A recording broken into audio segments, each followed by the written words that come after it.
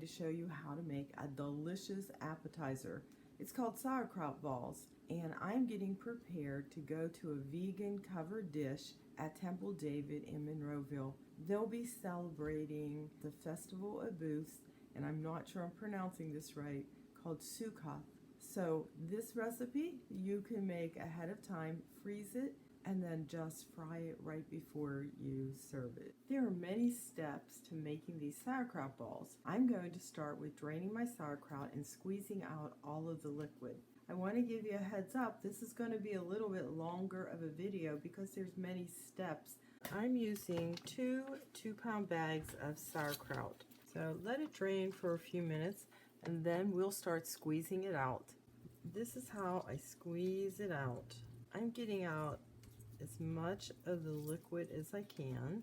I'm catching the brine, however we won't be using it, it's just how I'm doing it. And then I'm measuring this sauerkraut so I know how much I have to work with, and then I'll determine the other ingredients, the quantities. And again, I'm squeezing it a little bit more even though it's measured to the side.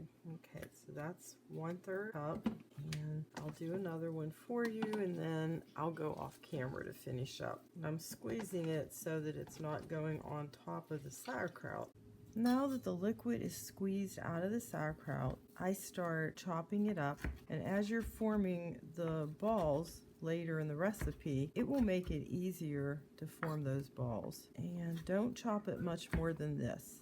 Okay, to start, we're making a very thick cream sauce, and this cream sauce is taking the place of cream cheese from the original recipe. It will act as like the glue to hold the sauerkraut together. You cannot substitute vegan cream cheese, as most of it is oil-based and will melt and not get the job done. So this is basically making a roux, and I'm going to add some soy milk right now. Just keep stirring it till you get those lumps broken up.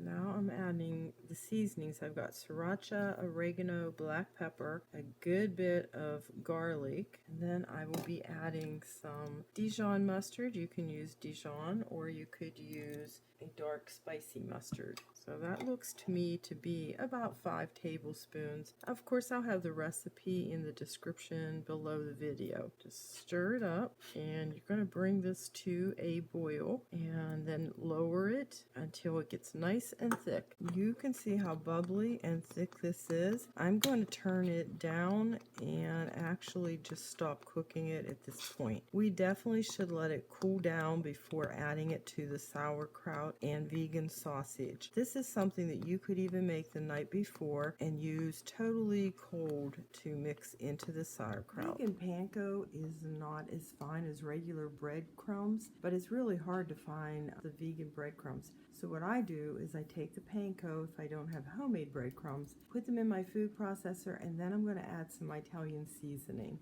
While the cream sauce is cooling, crumble up your cooked sausage and stir it into the sauerkraut. You could omit the vegan sausage if you would like to. Now we're just waiting for that cream sauce to cool down. Pour the sauce on the sauerkraut and just mix it all up. Now let this mixture chill for at least an hour, possibly 2 hours. Our next step is to turn the sauerkraut mixture into balls. I find it's easy if I just start with a scoop. This helps me make them about the same size. So I'm going to fill up the plate. Next, I take a portion of the sauerkraut mixture. You want to compact the mixture as you're forming the balls and put it in flour. Next, roll them again a little bit and put them in another container because we will be chilling them before we bread them. I'm just chilling them in my refrigerator, but if you would be in a big hurry, you could chill them in your freezer. So I'll come back on camera when I have them all formed. As you're forming the balls, you need to clean your hand every now and then because this is a loose, sticky mixture. These are ready to be chilled, and then we will be breading them. It's time to start the breading process. These are chilled and ready to be dipped in flax egg and then the panko breadcrumbs. Just be gentle with them. And you could skip this step, but after I take them out of the flax egg, I put them in a strainer just to get the extra off, and then the panko breadcrumbs.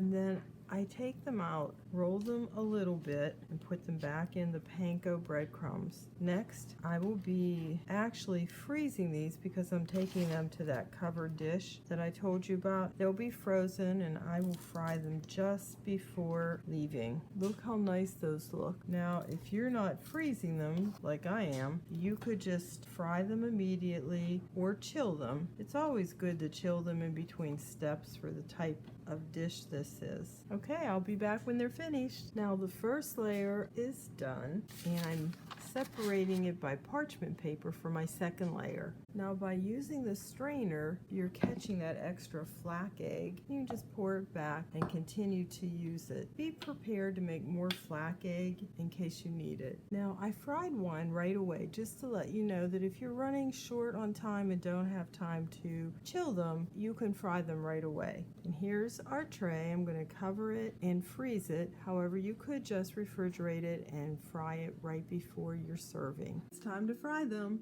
These were frozen rock solid, so I let them thaw about 15 or 20 minutes because when I fry them, I wanted to make sure that they would be cooked and hot all the way through.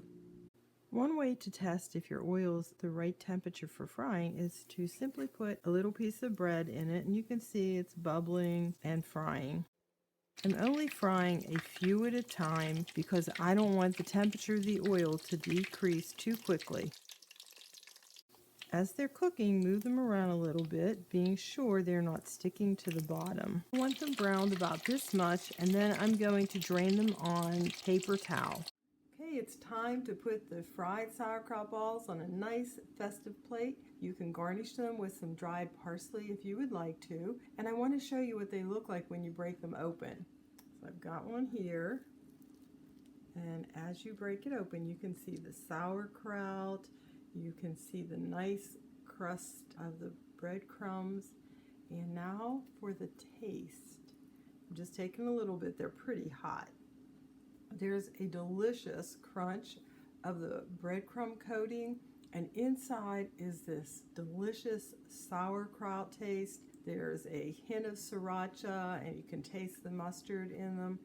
It's just a really delicious appetizer. I hope you'll try it, and I hope you'll enjoy them and that your guests will like them as well.